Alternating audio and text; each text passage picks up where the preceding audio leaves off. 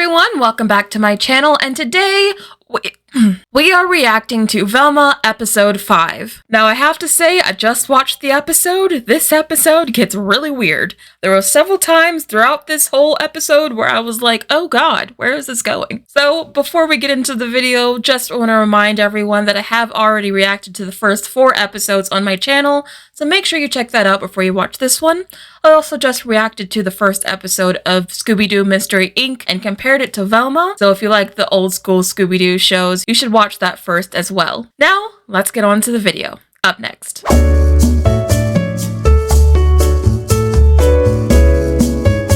So the episode starts off with Velma freaking out that Norval won't respond to her text messages. Okay, so you know that thing when you text your friends and they don't text you back, so it feels like you're gonna die? I actually was going to die. She then goes on to explain that she really needs Norval to call her back because her hallucinations have gotten out of hand. Sure, Daphne could have helped me find my mom, but when I was with So then Velma looks across to her neighbor Daphne and explains that she couldn't get Daphne to help because whenever she's with her, she gets too horny, hot, and bothered, and she can't focus.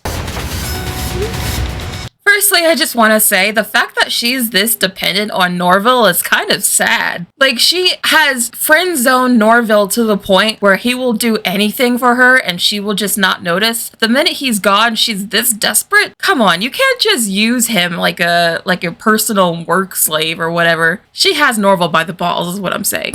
Dad, I need a ride to school. Sorry, no time. Baby's coming home tomorrow, so I need to clean before heading to the hospital for Sophie's postpartum photo shoot with the nursing staff. So I just want to point out that Velma's dad just said probably the longest run-on sentence in his life. I want to give props to the voice actor here because this line delivery was probably not easy. Baby's coming home tomorrow, so I need to clean before heading to the hospital for Sophie's postpartum photo shoot with the nursing staff. I'm gonna be there all night. Hold up.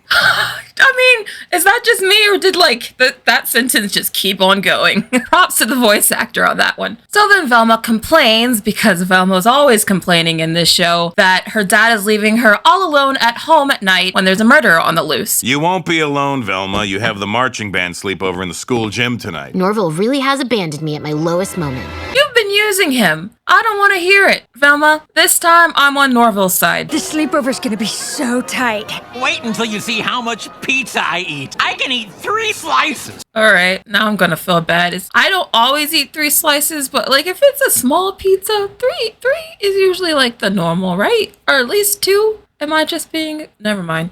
Let's move on. So then the students over here on the intercom, the principal of the school, the sheriff, and the mayor make an urgent message that they all have to listen to. And boy, wait till you hear what it is. Everybody, listen up. We just learned someone somewhere is being intolerant.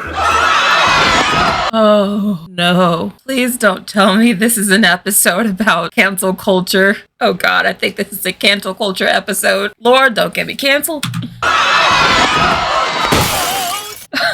Can we just point out here that this guy threw himself out a window because someone was being intolerable? I think this show is making fun of, if I'm guessing, I haven't watched it yet, but I'm guessing this episode is all about making fun of people who get really sensitive about things and cancel culture. So this might be a very controversial episode. Hello, students. This is your cool mayor, Mayor Dave. So then the mayor explains on the intercom that they've been getting a little bit of pushback from the increased police presence in the school, which are only there because of the murderer that's running around. Untwist, it's from the police. In fact, the officers on detail have all resigned, citing unrelenting sexual harassment. Oh no. I don't know about this one, guys. This one's gonna be dicey. I don't want this to be the episode that gets my channel taken down. So then the sheriff explains, literally without giving any detail on purpose, that they're instituting a citywide curfew at 9 p.m. If you're caught outside, you'll spend the night in jail. So everyone has to do it. All school events have been canceled, including the band sleepover, which Velma seems to be very happy about. But I thought she was just worried, like a second ago, that she was going to be alone. I know she didn't really want to do it, but now she really is going to be alone. I mean, maybe that's just like a nitpick, but there's an inconsistency. So then they cut to Daphne in her room, and she's vowing to a picture of her parents that she is running away to the Crystal Cove mines, and she will not come back until she finds out what happened to her birth parents. Very dramatic.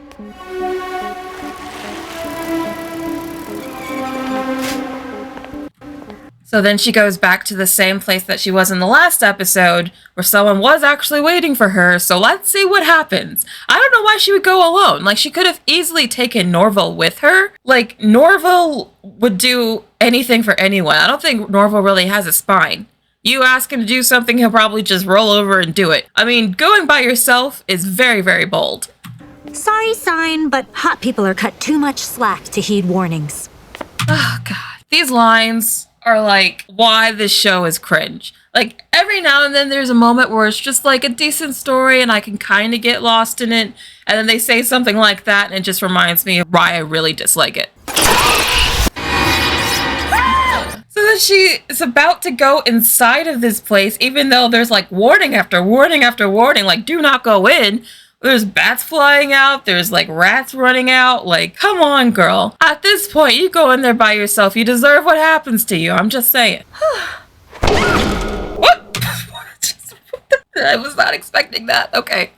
That took me off guard. What the heck was that? Y'all saw that, right? Okay, moving on. I need him to help me investigate. No. So then we catch up to Velma and Fred at school, and Velma needs to ask him if she's seen Norval because she still can't get in contact with him. But I have found a way to make you like me. Check it out. And then, of course, he's still trying to get Velma to like him because he's still under the spell of reading that feminist book in the last episode. He pulls up a shirt that says female body inspector, but he crossed out body and said mind because he only cares about the woman's mind now. Like, he's so woke.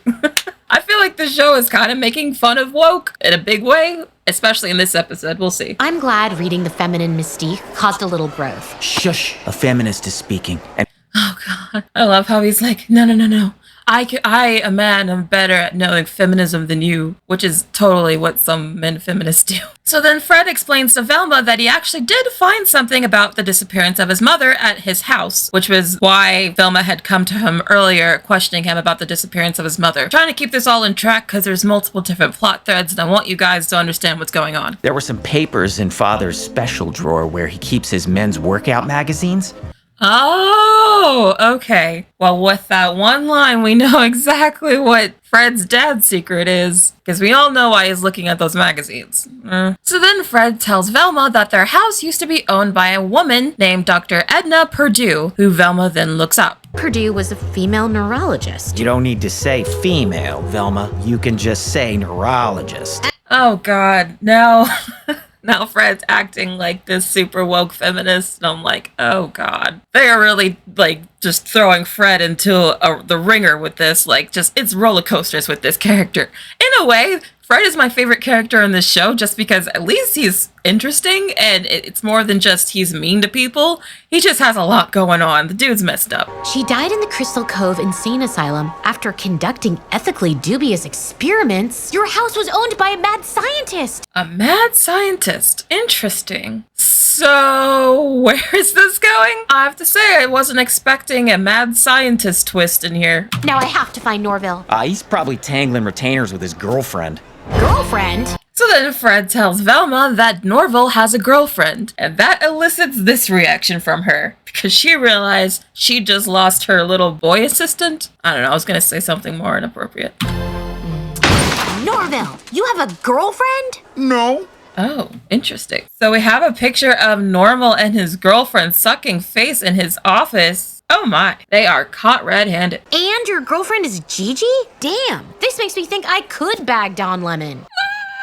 What kind of line is that? It's lines like these where I feel like Mindy is the self-insert of Velma here, because Velma wouldn't say that. Maybe Mindy, but Velma would never say something like that. It's all thanks to you, Velma. I always thought I was just regular hot, but you gave me the confidence to be artsy hot. They're still just constantly comparing women and these harmful stereotypes. And again, it's never played off like, oh, these are bad things. It's stated as like, these are true and you should just accept it. So then Velma explains to Norval that she's glad that he has a girlfriend, so that now that she can focus on the boring talk, and that Norval now can just focus on finding Velma's mom. Because all Velma sees Norval as is someone who does whatever she wants. And I think Norval deserves better. I think he should just drop Velma as a friend, accept his new girlfriend, and they should just walk away hand in hand and just leave Velma to her miserable self. Velma, look, Gigi and I have decided that maybe I should spend less time with you. Less time? Yes. Okay, she's a good girlfriend. She must have been listening, being like, oh no, you gotta drop that girl. Sorry, Velma, but until Norval learns to stand up for himself,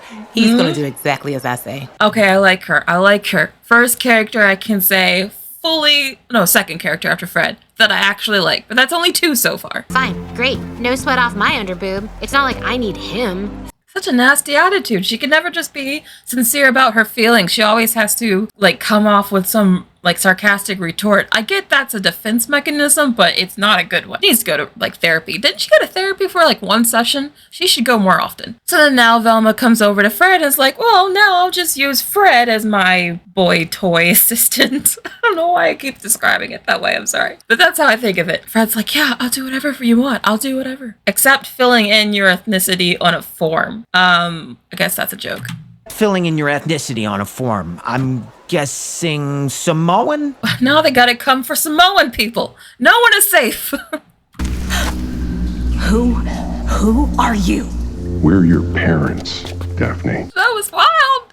This show goes places I just don't expect sometimes. This is crazy. So, going back to what I just watched, Daphne wakes up in the cave that she was just taken in earlier, and she sees these 2 really, really creepy, shady figures. Look, how creepy is that? And then listen. Who are you?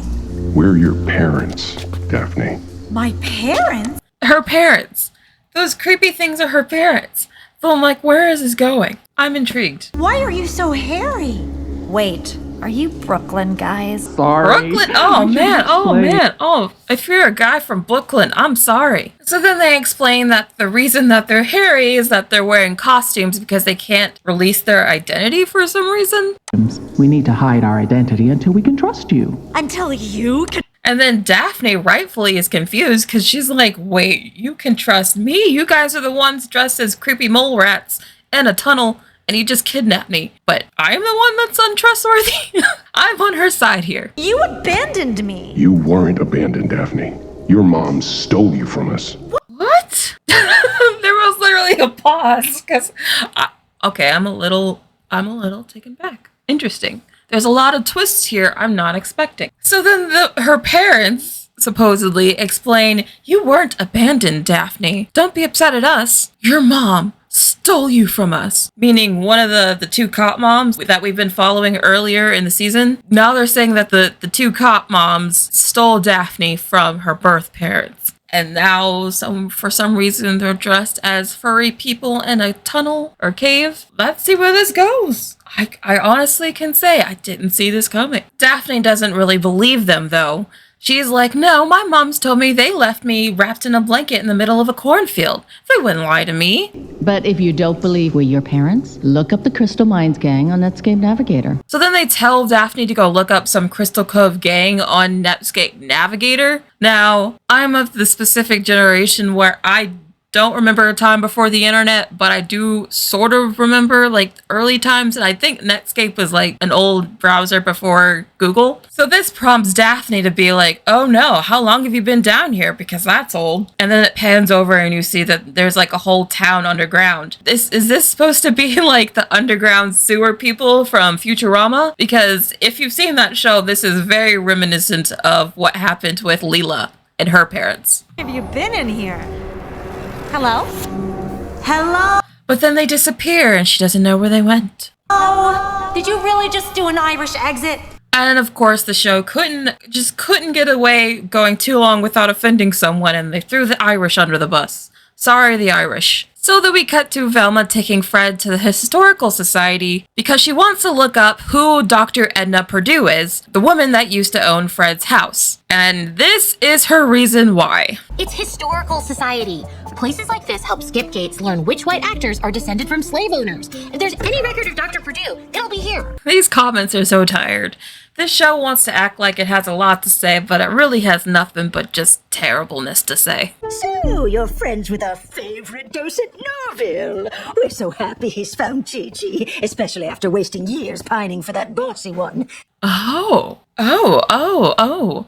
If only she realized that she was talking about Velma herself. You know what? Good for Norval that he found someone else. I hope him and Gigi work out because Velma is the bossy one. All we have are Dr. Purdue's old journals. So then the old lady takes them to Dr. Edna Purdue's files for them to find out who she is. 99.9% of our visitors are people looking for a bathroom. Oh my god! Why was that even necessary? That wasn't even part of the plot. That wasn't part of the story. That was just a cutaway joke gag just to be mean. I want to replay that because that was messed up. Listen to this. 99.9% of our visitors are people looking for a bathroom. That woman and her children are to be assumed to be homeless. That's why they're looking for a bathroom. And first of all, why did it have to be a black family? And then second of all, why did they have to bring the homeless into this at all? This show is just so mean-spirited. So then they open up the files of the doctor to find that everything is missing and only cobwebs are left. The last person to look at them was... And then they find out that the last person to check out those files was Velma's mother. Dun dun dun. Mystery intensified. What? My mom was researching a mad scientist and then disappeared at her house? Why? I'm asking the same questions. I'm actually genuinely interested in where this is going. I like the mystery here. Not much else, but the mystery is at least interesting. And then she starts hallucinating predictably because whenever she thinks about her mother and mysteries, this is what happens. Quick, make me laugh like Norville would have. I would, but all I can think of right now is the gender pay gap. Is it? I wonder how long this Fred as a feminist thing is gonna last. I think it's already running its course. Women make 20% less than men, and women of color... And so then Fred just continues to list all these grievances that women have while Velma's literally freaking out in the back and not helping the woman that's literally with him. And then we found out that she's literally just somehow found her way underneath the cardboard box. This is not how panic attacks work. I can tell you that. So then we cut to Norval and Gigi having a date at a diner.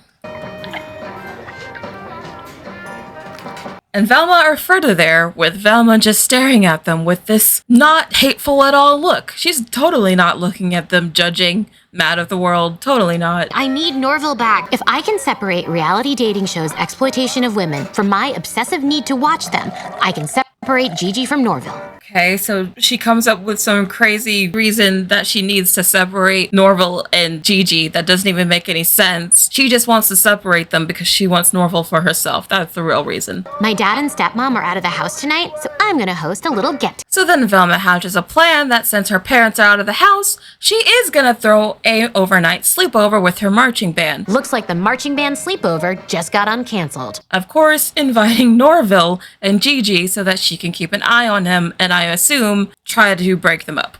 May God have mercy on my soul. So then we cut to Velma at her house talking to all the band geeks that she invited. Don't break anything. Sophie will have a heart attack and die. And then I'd have to help with the baby until we find a nanny. And that's what she really cares about because Velma makes everything about her. Fred, you're not allowed in here. But then Fred comes by her house and she's like, what are you doing here, Fred? You're not in the band. You can't come into my sleepover. I know, I'm not in band. Thank God. I'd rather kiss a toilet. But speaking of kissing toilets, I still want to win your heart by helping you. Oh my god! Even when he's smitten with her because he's blinded by the feminine mystique or whatever, he's still gotta be so horrible to Velma. Hey, don't eat that! That's baking soda, you filthy animal! So then the band geeks start taking over the house and using everything that Velma doesn't want them to use, and Velma's freaking out because she wants everything to still be clean because her parents will be there in the morning. Crap, I forgot to order pizzas. On it. So then Fred, being the new simp that he is, decides to go get the pizza for Velma. So then we cut to Daphne alone in her room, looking up what happened to the Crystal Mine gang. The Crystal Mines gang was comprised of former employees of the Crystal Mines mining experience who banded together when the mines shuttered in the early 90s. So this mine is full of the unemployed miners that lost their jobs because they couldn't find work to feed themselves and get a house. They decided to create a cave civilization and just walk around wearing their old costumes. Yeah, this show is getting really, really weird. Using the mine's old tour boats to travel beneath the streets of Crystal Cove, conducting Oh god, that's terrible. That is the scariest thing they've shown on this show so far. The scariest thing. So this is where Daphne's adopted parents come in. They were trying to figure out what was going on with this undercover gang. Blade brought the gang to justice. It had grown to... They had discovered that the gang had grown to over 20 members, including one infant. That is Daphne. Oh my god! Genetically, I'm a villain! That's what you take away from that? You just found out that not only is there some like underground gang that walks around in freakish costumes that are living in the Crystal Cove mines, they're all just really unemployed people down on hard times, and that's actually really sad. And your takeaway is, I'm genetically a villain. Okay, Daphne, your priorities are set. No wonder I'm attracted to a girl who looks like a little henchman. I don't even think Velma is that unattractive. Everyone acts like Velma is just hideous, but she isn't. Velma's house is a block away. Oh, no, I don't want to be seen near your band friends. As principal, I have a reputation to uphold, you understand, right? Oh, dang, so even the principal is cliquish? This school sounds like it must be hell to go to.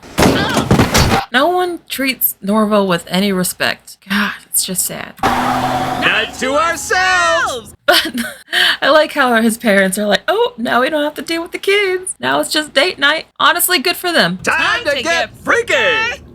Oh, okay. So then Velma shows up at Velma's house party. Ugh. Band members only, Red. But I need to talk to Velma. And it's only supposed to be for band members, so she gets told no by the bouncer. Daphne? Velma, I may have found my real You haven't seen Norville, have you? He's like the... Oh, she's still just only caring about Norville?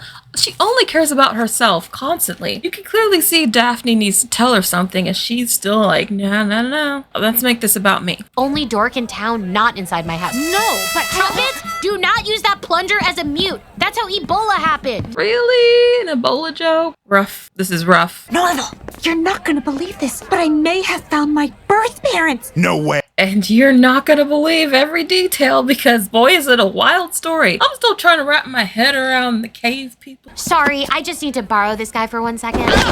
Gotta make it about her. Sorry, Daphne. You can also do better. I'm thinking you can do better now. Also, what happened to the Daphne-Velma relationship? Aren't they supposed to be having feelings for each other? I feel like they've kind of dropped that this episode. Norville, I understand that for some reason you've chosen Gigi, a beautiful girl who puts out, over your angry friend. Oh, okay. Tell us how you really feel about Gigi. I have a clue about my mom, and I can't research it without you. Please. That's so manipulative. Going back to Daphne's personality checklist from an earlier episode, when I said that Daphne and Velma have a lot of the same personality traits, yeah, they're both very manipulative, because that was super manipulative. I guess I could help with one clue, but make it fast. It sounds like Gigi just got here. Gigi? Oh. And then Gigi arrives to the party, and she's already like the life of the town. Everyone likes Gigi. What the hell are you doing here, Gigi? Hot girls aren't in band, they're in choir. That true? Is that a stereotype that's true? Let me know in the comments. I haven't heard that one. Voila! It's pronounced viola. I know that. And let me guess, you play bassoon? Oh, these are band jokes. I guess if you play an instrument or you're into music, maybe you'll get these, but these are some really nerdy music jokes. So how about we have a little flute off? If I win... I love her eyeshadow, by the way. Like, I kind of want to copy her routine. That's really cute. I stay. And if I win, Norville does whatever I say forever. And do What? And Norville doesn't get to weigh in? I'm with you. I get to weigh in? No! Of course not. Because why would Norville get a say? They're both awful to him. Never mind. Norville, go find someone else. Or maybe you just deserve this. I don't know anymore. Flute! And so they start having a music off, as you do in the middle of a band party, I guess. I mean, sure, why not? Oh, but she's terrible. No one likes it.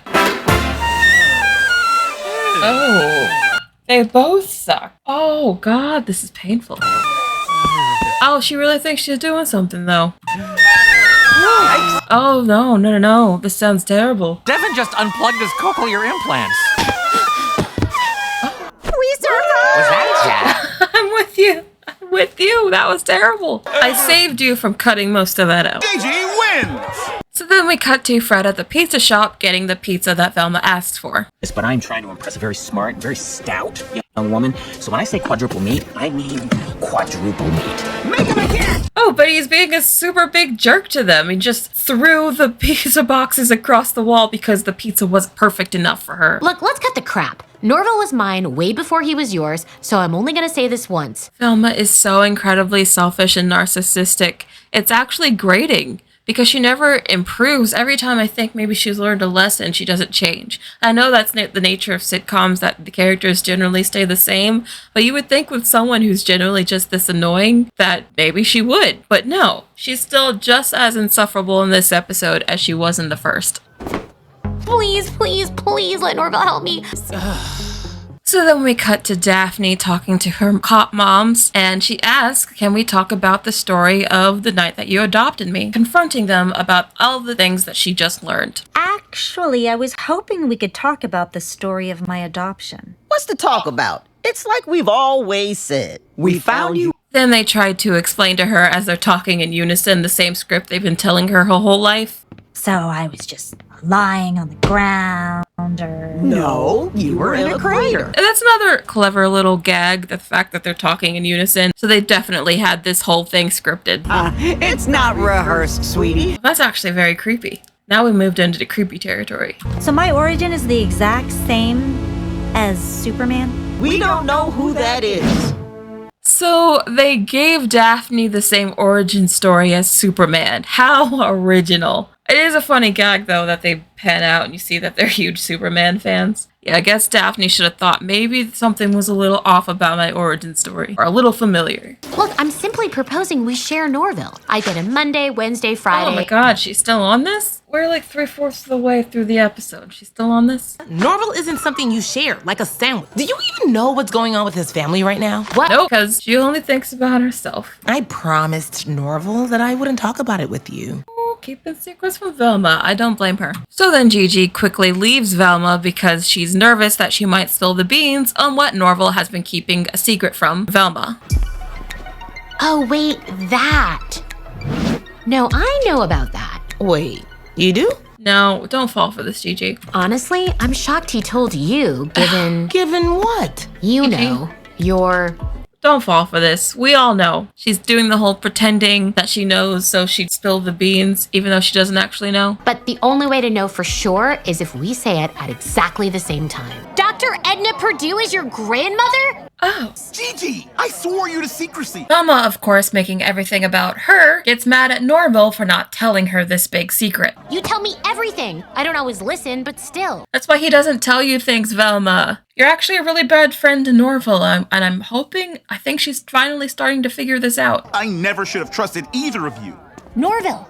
Honestly, Norville does need better friends. Like, pronto. So then they cut to later that night, and Fred is finally bringing home the pizza. And there's lots of big pomp and circumstance. People are very happy about the pizza. Oh my God, Velma, he did it! For the first time in my life, I didn't bungle a task so badly it needs to be covered up by an Israeli security firm.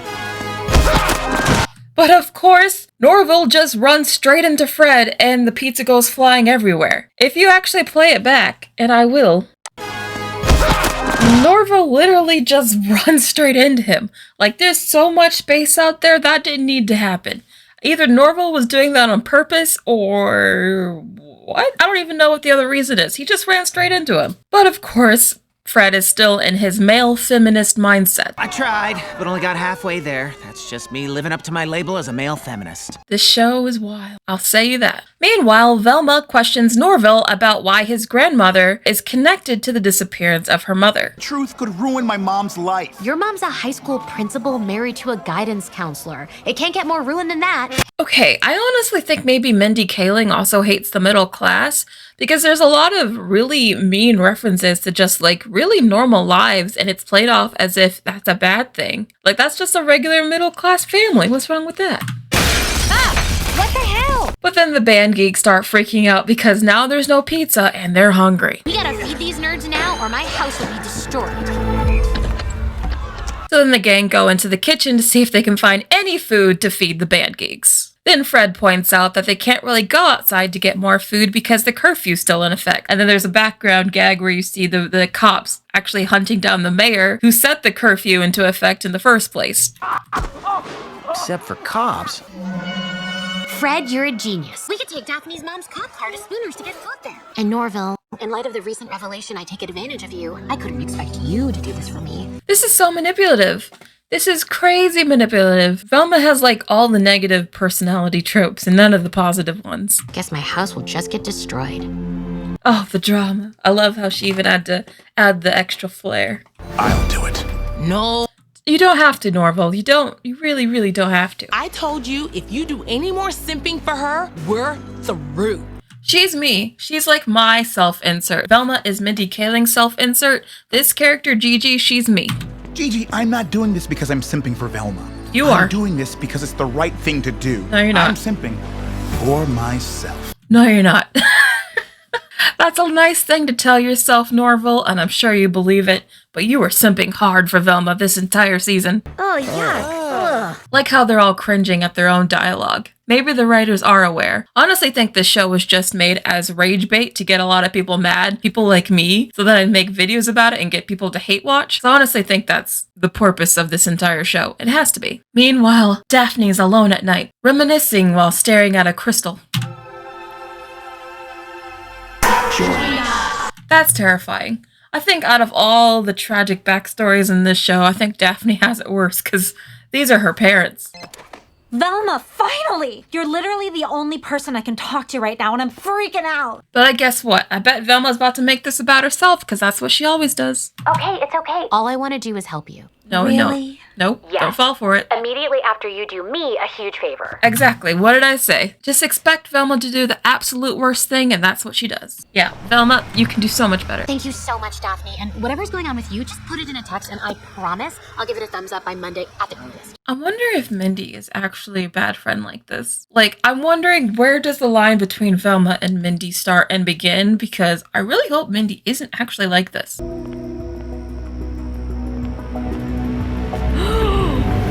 But then Velma discovers that there's a boat waiting for her underground, surely to take her to the crystal to see her parents. We need to go back. I want to write an IOU for the food.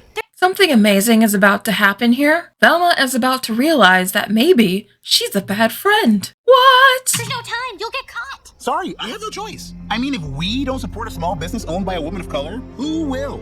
You're not just a better friend than I am. You're a better person. That's what it took for you to realize that? I feel like there were many, many times where she could have had this revelation, but no, this is the moment for some reason.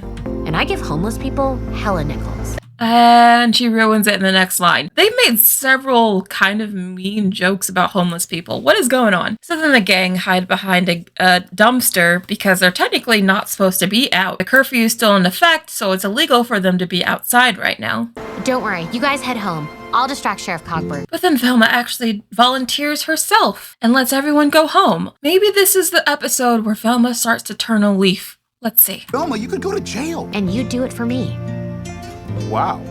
Wow, Velma actually doing something nice for Norville. It only took, what, 5 episodes? Just get out of here before I change my mind. So then Velma's plan is to distract the cops so that the gang can run away. So she gets in front of the cop car and stops them. What are you gonna do about that? It just hits her. Just yeets her across the street. Like, I mean, I guess in this universe, cops get away with everything too. And then when Velma is put in the back of the cop car, she sees Norville's parents who are enjoying their freaky night off. And oh boy, look at what they were doing. This is based on a kid's show, remember? I don't think the writers cared. They just didn't care, man. Oh my god, I have to post this. What will it take for you to not do that? Of course she's gonna try to blackmail them. That's a very Velma thing for her to do. So then Daphne gets into the boat and heads off to Crystal Cove. Meanwhile, Velma's house is an absolute mess because these geeks are going feral because there's no pizza. I guess it's a trope that just geeks really like pizza. I guess that's the humor here. Velma wakes up in the jail with Norval's parents, and boy, is that a sight to behold. Also, isn't this the old lady from the Historical Society? What is she doing here? Since you didn't post that picture, be in my office. So the principal and Velma make a deal that in order for Velma not to post that picture of them, she will tell her more about Dr. Edna Purdue, her mother. I'll tell you everything I know about my mom, Dr. Edna Purdue. Then Velma's parents finally come home. Let's see if she actually cleaned up the place in time. And lo and behold, the apartment is sparkling clean, leaving Velma very confused. Oh, that's so cute. And don't worry, Velma will clean it up. She's like the evil stepmother. I was kind of neutral on her, but I get why Velma doesn't like her, to be honest. But there's a note for Velma on the table, and she goes to read it. Dear Velma, sorry the band made such a mess. Gigi wants you to know that Norval did not clean your house for you. Norval did, however, threaten to shove our instruments up our... Aw, so Norval helped. Norval is honestly too good of a friend. He's more of a friend than she really deserves. Everyone needs a friend like Norval. And then that's the end of the episode. Well, that was a weird one.